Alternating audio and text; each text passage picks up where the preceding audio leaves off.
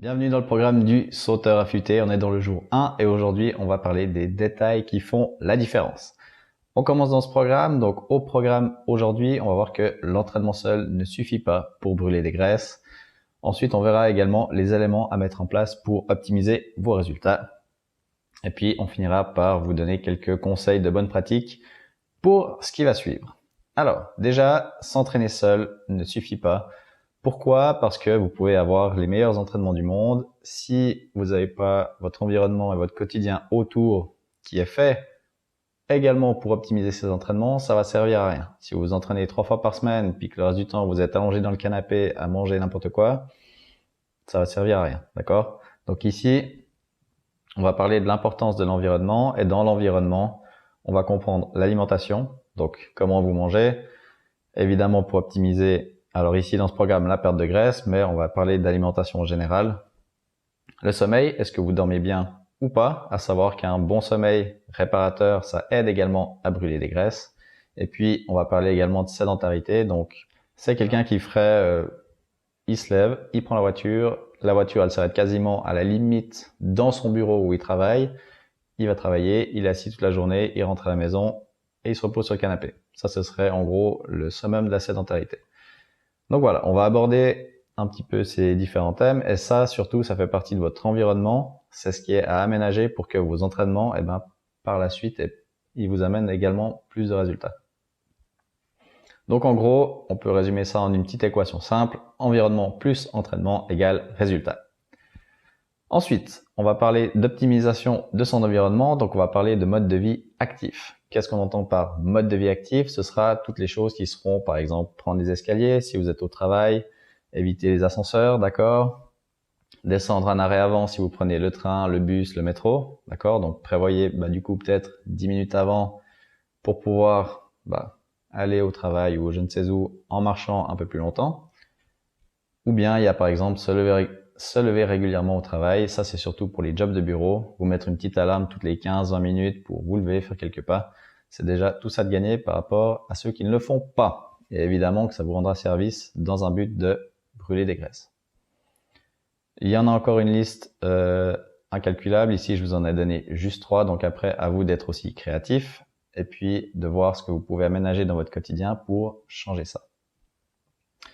On va également parler de défis de la semaine et de défis actifs. C'est pour ça que dans ce programme, en plus des entraînements, je vais vous donner à faire des défis actifs qui seront des activités à faire soit pendant une journée, soit pour le défi de la semaine à faire tout au long de la semaine pour que entre vos entraînements, vous ayez toujours une activité et qu'on optimise vraiment votre brûlage de graisse.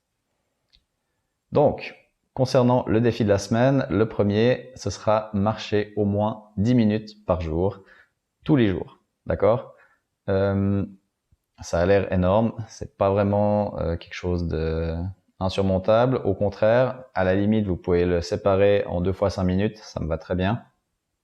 Donc votre défi de la semaine à faire tous les jours, ce sera marcher au moins 10 minutes par jour. Et puis, votre défi actif numéro 1, ce sera marcher 20 minutes. Dans ces 20 minutes, vous allez commencer par 10 minutes à une allure facile, tranquille. Vous allez passer à 5 minutes de marche rapide et puis finir de nouveau par 5 minutes tranquille, facile. Évidemment que quand vous avez un défi actif qui inclut la marche, vous validez également le défi de la semaine en même temps. D'accord? Vous n'avez pas besoin de faire les deux.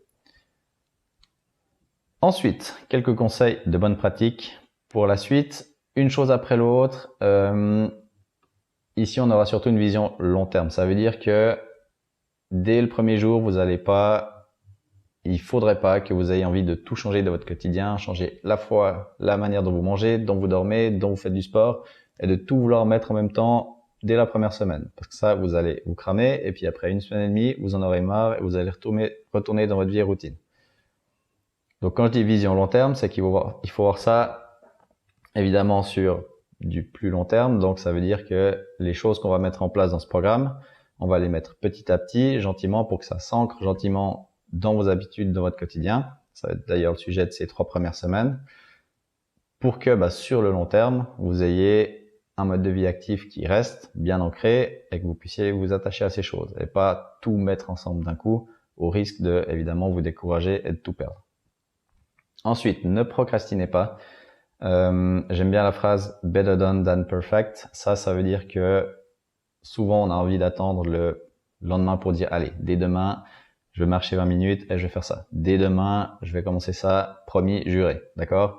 Et au final, on le fait pas. Donc, je préfère que vous fassiez les choses, même si par exemple ce défi de la semaine c'est marcher 10 minutes, même si vous allez marcher 5 minutes, moi je suis très content, d'accord?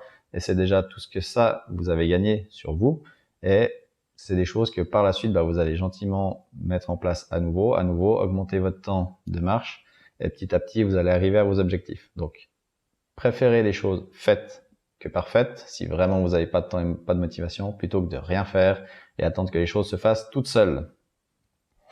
Donc, à faire pour aujourd'hui, les étapes du jour. Donc, faites le défi de la semaine et puis faites le défi actif numéro 1. C'est tout ce que vous aurez à faire pour aujourd'hui et nous, on se retrouve demain pour la suite.